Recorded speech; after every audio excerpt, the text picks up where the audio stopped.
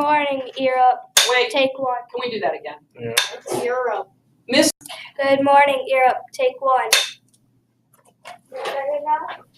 good morning, everyone. We're here at Good Morning Europe, featuring a diverse group of characters that come all the way to us from some historical fiction books that we have been reading. I'd like to welcome you to today's show and introduce you to our guest, Kiana. Let's hear it for Kiana, everyone. Thank you. Today's guests come from two historical fiction novels, which tell stories of family struggles against oppression. Please welcome our first set of characters from Karen Hesse's book, Letters from Rivka. Set in 1919, Rivka and her family must flee oppression of the Jewish people in her homeland of Poland. Please welcome Rivka, Liba, her brother Saul, and all the way from Berdichev, Poland, cousin Tova.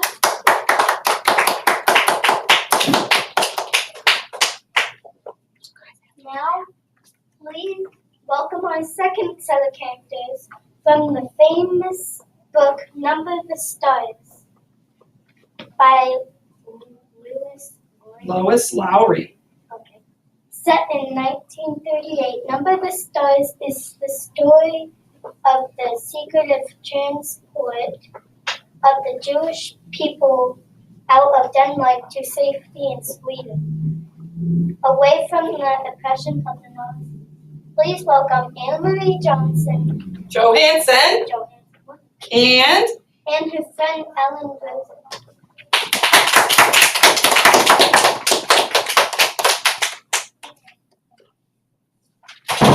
thank you for coming all the way from your places where you live now, which are different than when you began, to join us today for Good Morning Europe. Before we begin with our questions, our studio audience is encouraged to interact with today's show via Google Classroom.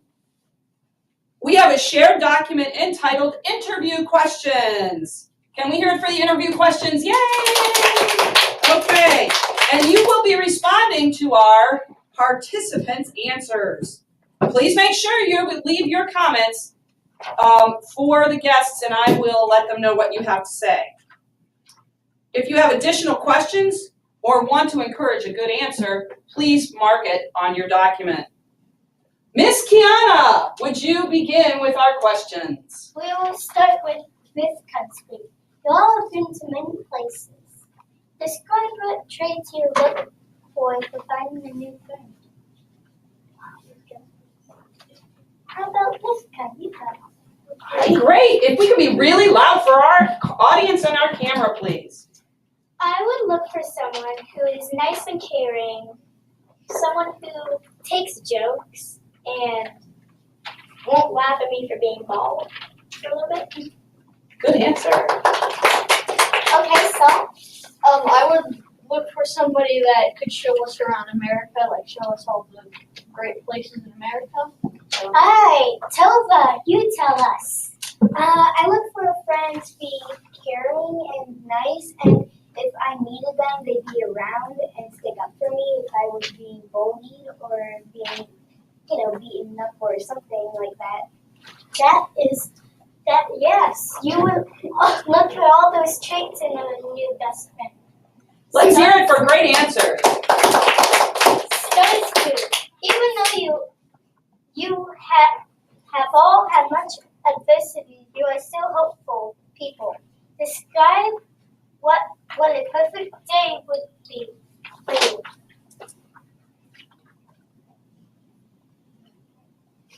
For you, include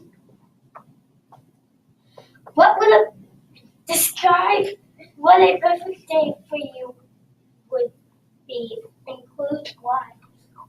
Yeah, that's great. So just give us an idea. Anne-Marie. Well, we would start off, me and Ellen would drive to my Uncle Henrik's farm. We would start off driving to Uncle Henrik's farm, and me and Ellen would go to the beach and look over to Sweden. And we would have a picnic of pink frosted cupcakes with my little sister Kirsten. Okay. What about you, Ellen? The perfect day for me would be at Uncle Hendrik's farm with Anne Marie. And we'd be on the beach looking across at Sweden with the sand glitter goes with the ocean, the cool ocean, and smelling the salt. Okay. All right, let's hear it for that answer number one. Don't forget to look at Mr. Steiner and the camera every now and then. Awesome. Let Mrs. Hazlett remark. Brooklyn really liked Anna Maria's answer. Willa liked Tova's answer. Great answer about having someone to stick up for you. And Brandon asks us, all the way from the back row, where is that farm located? And I think he means Uncle Heinrich's farm. Miss Anna Marie, where is that located? Well, close to Sweden, I would imagine. Yes. You can look over the ocean. On the North Sea, I think. It's really beautiful. Thank you, Brandon. All right, Miss Kiana, next round two. Back to Rivka's group. Even though you all had much adversity, Adversity's fine. you all had many conflicts in your lives. What was the biggest conflict, and how did you solve it? Rivka, again. The biggest conflict in my life was when I couldn't go to America because I had ringworm, and most of my family, my mama and my papa, and my brothers had to go without me. But Saul stayed with me. Good answer. Oh, I'm a little tearful there. Nice job, Rivka. Okay. When they probably when they raised the prices for the rooms we were staying in, that was And why was that hard? because I work in an apple field, like sorting apples, and I didn't make that much money. Okay, nice and loud. Thank you. Tova? I'm not sure there wasn't much conflict with me, but one thing I didn't like was hearing about what was going on with Rivka and about how long the letters she sent them to me, but they were months, even sometimes years after they were really written, and that was the biggest conflict of hearing how my cousin Rivka and my cousin Saul were having all those bad things happen. Sorry, Really sad. it's sad. It's okay. All right, thank you. Okay, great answers. Go ahead with round two question for the STARS group. Stars group. What was the scariest moment of your life, and how did you show courage? I think that one of the scariest moments of my life was probably when I was delivering a piece of paper to my uncle. I didn't know why it was important. I didn't have time to even understand it all. My mom just shoved me out the door, and I had to run through the woods, and I actually ran into some soldiers, and they took everything out and ripped it up.